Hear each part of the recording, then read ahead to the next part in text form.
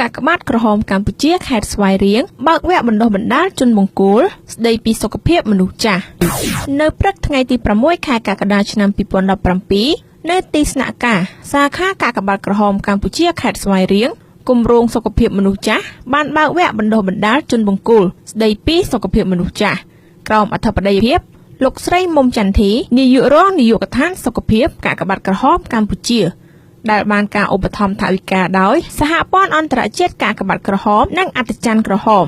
វគ្គបណ្ដុះបណ្ដាលនេះមានរយៈពេល2ថ្ងៃចាប់ពីថ្ងៃទី6ដល់ទី7ខែកក្កដាឆ្នាំ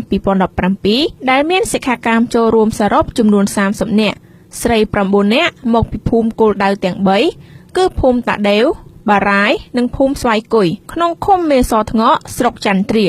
គោលបំណងនៃវគ្គបណ្ដុះបណ្ដាលនេះគឺដើម្បីឲ្យអ្នកស្ម័គ្រចិត្តកាកបាទក្រហមមានសមត្ថភាពគ្រប់គ្រាន់ក្នុងការជួយអប់រំផ្សព្វផ្សាយសារគន្លឹះស្ដីពីការការពារជំងឺមិនឆ្លងនិងថែទាំដល់ប្រជាពលរដ្ឋដែលមានអាយុច្រើនរស់នៅក្នុងសហគមន៍ឲ្យមានសុខភាពល្អដើម្បីកែលម្អគុណភាពជីវិតរបស់ប្រជាជនដែលមានអាយុច្រើនរស់នៅក្នុងសហគមន៍ជនបទទទួលបានក្តីសង្ឃឹមការគោរពនិងការលើកកម្ពស់សេចក្តីថ្លៃថ្នូរតាមរយៈការការពារជំងឺមិនឆ្លងនិងការថែទាំសុខភាព